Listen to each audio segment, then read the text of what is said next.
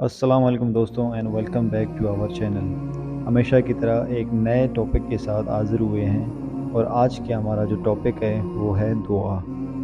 दुआ क्या है?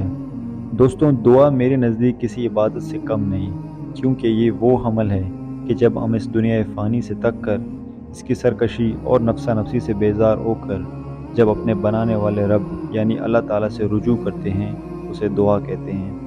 और बेशक दुआ करते वक्त हमें एक सुकून सा महसूस होता है कि हाँ, मेरा एक रब है जो मुझे सुनने वाला है और मेरी दुआओं को कबूल करने वाला है। अगर मैं जब किसी दुनियावी मसले में पड़ जाता हूँ तब वो मुझे सुनकर उससे निकलने में मदद देता है, और जब मुझसे कोई गलती या गुनाह होता है तो जब मैं उससे तौबा करता हूँ तो ऐसा महसूस होता है कि मेरा रब गफूर रहीम है, मुझे बख्शने और माफ़ करने वाला मेहरबान पाक ज़ात है।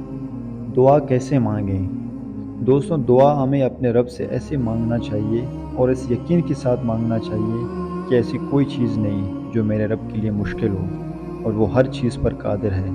और पूरे यकीन के साथ मांगना चाहिए, और याद रहे हमारा रब दिलों की आलों तक से वाकिफ़ है, और ना ही किसी मखसूस ज़ुबान का होना ज़रूरी है दुआ मांगने के लिए, क्योंकि वो एक ऐसी पाक ज़ात है जो उनको भी सुनता है जिनका ज़ुबान नहीं होता और जो लफ्ज़ों से अपने एहसासात को बयान नहीं कर पाते। दोस्तों, क्या आपने कभी इस बात पर गौर किया है कि अक्सर हमारी ज़िंदगी में ऐसा भी होता है कि जो दुआएं हम मांगते हैं, उस दुआ को मांगने की तौफीक भी हमें अल्लाह ताला की तरफ से ही मिलता है। और ऐसा भी होता है कि हम में से अक्सर लोग ऐसे हैं जो एक ही दुआ को बार बार मांगते हैं। तो क्या आपने कभी सोचा है कि अगर अल्लाह ना चाहता तो बार बार एक ही दुआ का ख्याल हमारे दिल में आता ही क्यों, और हम बार बार उसको अल्लाह से मांगते ही कैसे?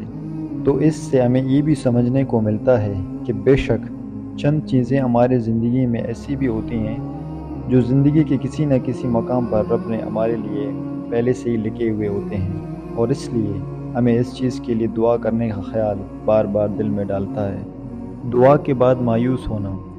दोस्तों, हम में से अक्सर लोग ऐसे भी होते हैं जो अगर किसी चीज़ के बारे में रब्बिल आलमीन से दुआ करते हैं और अगर वो ना मिले तो हम मायूस हो जाते हैं, बिना ये चीज़ सोचे कि क्या पता जो चीज़ हम अपने रब्बिल आलमीन से मांग रहे हैं कि क्या वो हमारे एक में बेहतर भी था या नहीं। और बेशक हम इंसान हैं और वो हमारा रब्बिल आलमीन जो कि हमारे बारे में हमसे ज़्यादा बेहतर जानता है। तो इसलिए अगर कोई मांगी हुई दुआ कबूल ना हो तो मायूस ना हो।